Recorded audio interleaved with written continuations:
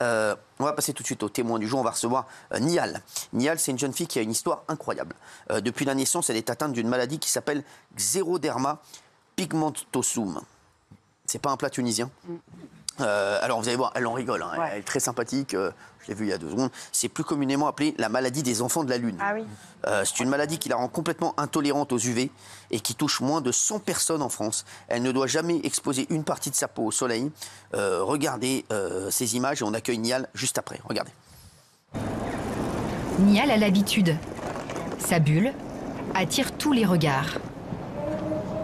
Un masque de protection vitale pour se protéger d'un ennemi mortel, les rayons du soleil. Il n'y a pas d'UV, il n'y a rien. Tu peux enlever, allez. Nihal est une enfant de la Lune. Une maladie génétique rare, tellement rare. On compte une centaine de malades en France seulement. Ce jour-là, Nihal s'envole vers d'autres enfants comme elle, au Canada. 3 générations d'enfants de la Lune, 3 regards sur une maladie qui isole et un voyage qui répare. Je voudrais remercier Nihal d'être avec nous. Nihal. Nihal. Nihal. Nihal. Dis-le avec l'accent. Vous êtes magnifique.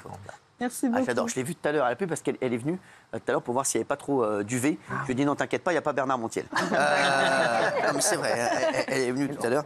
Nihal. Il a pris une balle, il n'a rien demandé. Franchement, vous êtes magnifique et j'adore votre sourire. Je suis très heureux de vous retrouver et de vous, parce que votre histoire, elle est folle et on rigole, mais c'est une petite galère. Est-ce que tu peux nous raconter ta maladie? Ben moi, allez, on va faire simple. C'est une allergie totale aux UV. C'est une maladie orpheline, génétique, et du coup, elle est assez rare. Et il n'y a pas de remède. Mais au quotidien, eh ben, je dois me protéger vraiment de la tête aux pieds. C'est pas uniquement le casque, c'est aussi mes mains, mes pieds, voilà. Parce que comment vous vous êtes rendu compte que tu avais ça? Ben, j'ai pas du tout d'antécédents familiaux. Ouais. Du coup, mes parents, je suis née en Algérie. Mes parents, ils m'ont ramenée au soleil pendant 1 an. Et en fait, au bout de mes 1 an, j'ai commencé à avoir beaucoup de pigments qui sont arrivés d'un coup. Et là, ils se sont dit, bon, c'est bizarre quand même, un enfant qui commence à très pigmenté d'un coup. Et j'ai eu un sorte de bouton au niveau de la joue qui ne voulait pas partir. Et en fait, ce bouton, c'était un cancer de la peau. Et c'est à ce moment-là que ma mère, elle est partie voir des dermatologues et tout ça. Et en fait, j'avais tous les symptômes d'un enfant de la Lune. Et des symptômes, c'est de la pigmentation, des yeux un peu rouges, voilà, fatigués, et aussi des cancers de la peau sur le long terme. Alors, ton quotidien, c'est quoi? C'est que tu dois vivre avec la bulle, là, comme ça? Mon petit casque. Ouais, t'as ton petit casque C'est ça. Ben, je fais attention à m'habiller de façon anti-UV. Mais dès que tu sors dans la rue, t'as ton casque? Et oui. Quand je suis 2 jours, je peux sortir dehors, mais uniquement avec mon casque. Mais au moins, c'est une solution. Parce que si j'avais pas mon casque, ben, je serais obligée de... C'est un casque qu'ils ont fait, c'est un casque qu'ils ont fait pour ça? C'est un casque... Avant, j'avais pas ce casque. Ah ouais, vous l'avez eu quand? Avant mes 15 ans, j'avais une sorte de burqa blanche anti-UV avec des lunettes de ski. Ah ouais. Ouais, le casque, c'est plus agréable? Oui, bien plus. Donc là, l'après-midi, tu sors avec le casque? C'est ça. Le soir, tu peux sortir normal? Au coucher du soleil, je peux l'enlever. D'accord, mais tu vas dans des endroits, tu peux aller dans des... Voilà, la nuit, tu peux aller partout? Ah oui, il n'y a pas de souci. La nuit, franchement... Ouais, c'est vraiment... Mais bon, donc tu vis la nuit? C'est ça. Non, vraiment, tu vis plus la nuit que le jour, alors? Bah, je prépare la nuit que le jour, c'est ça. Ah ouais, bien sûr. Tu fais quoi dans la vie? Moi, je suis à mon compte. Je suis en communication. D'accord, mais tu fais la communication que la nuit, quoi. Non. Mais c'est ça. Non, en soi, j'ai vraiment une vie normale, entre guillemets. Je me réveille le matin comme vous tous et je dors la nuit pour être, on va dire, comme vous. Alors, le soleil, c'est important aussi de prendre de soleil. C'est ça que est-ce qu'il n'y a pas un risque que vous soyez en carence de certaines choses? Est-ce que tu dois en plus? Étonnamment, je fais moins de carence qu'une personne qui va au soleil. Ah ouais? Je prends de la vitamine D une fois tous les 3 mois.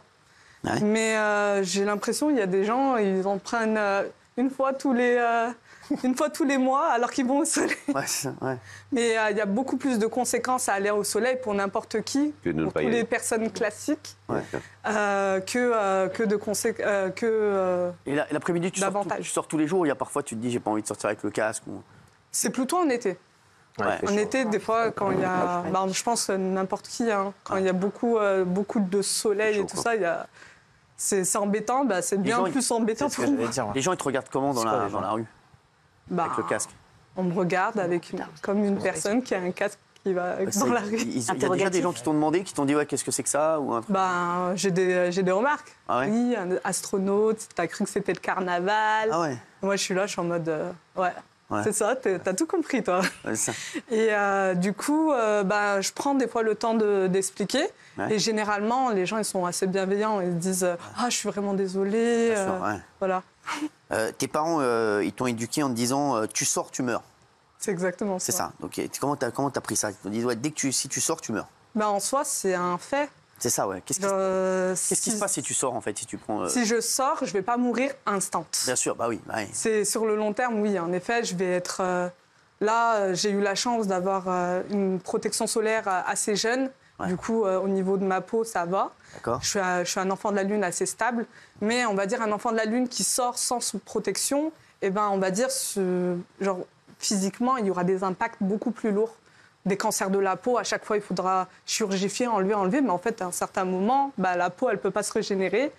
Et on peut en mourir. Voilà. C'est faux. Alors, avant qu'ils te disent ça, tes parents, tu savais que c'était vraiment très grave pour toi de sortir, de mettre la... Avant qu'ils te disent tu sors, tu meurs, ils avaient peur, tes parents, que tu sortes, que tu fasses une... Ils te laissaient jamais toute seule? T'étais petite? Ah oui, ils sont très protecteurs, mes parents. Sûr, Et heureusement. Et c'est grâce à eux que je suis comme ça. T'as quel âge jusqu'à maintenant? J'ai 24 ans. Ouais, alors, il y a les gens qui te voient, il paraît qu'ils ne te connaissent pas. Il paraît et certains, ils pensent que c'est contagieux, donc ils ont un... C'était le souci un peu quand j'étais plus jeune, quand j'étais en maternelle, quand vraiment avec... Justement, en maternelle et tout, t'arrivais comment? T'arrivais avec le casque? Mais j'avais pas ce casque, j'étais en anonyme. D'accord. Du coup, c'était pour expliquer à chaque personne que je suis pas contagieuse, que c'est juste... T'étais à l'école normale avec tout le monde Ils avaient mis des aménagements pour moi, des filtres anti-UV sur les fenêtres et toute source de lumière artificielle, ils l'ont changé en anti-UV. Par exemple, les LED sont sont une solution anti-UV. Et les autres élèves, ça se passait comment avec eux? Ça devait être dur ou pas quand t'étais petite? Il y a des enfants qui ont peur. Ouais. Il y a des enfants qui sont fascinés. Il y a des enfants, Buzz l'éclair. Du coup, ça va. Il y en a, ils prennent avec humour. Il y en a qui comprennent. Après, voilà, ça dépend de la maturité de la personne qui est en face. Au quotidien, c'est quoi le plus galère dans ta maladie? Au quotidien, c'est la gestion de la chaleur en été. En soi, en hiver, là, actuellement, ça va. Ouais. Mais en été, je peux pas me mettre en... Non, c'est pas au niveau de mon casque, non. C'est au niveau de mes vêtements. Bien sûr. Je peux pas me permettre de mettre en maillot, de me mettre en claquette, de me mettre en sandales. Je suis obligée de prendre des baskets et aussi pas de jupe, pas de robe, voilà. Là, je peux me mettre en robe, mais j'ai même un sorte de système D pour que... là, on dirait que c'est mes jambes, mais c'est pas mes jambes. J'ai un sorte de vêtements anti-UV par-dessous pour faire que ça va. D'accord, c'est fou. Mais du coup, voilà, c'est vraiment une sorte d'adaptation. C'est quoi la chose qui te manque le plus? Qui me manque? Ouais, qui te manque le plus dans ta vie de tous les jours, c'est quoi? Parce que forcément...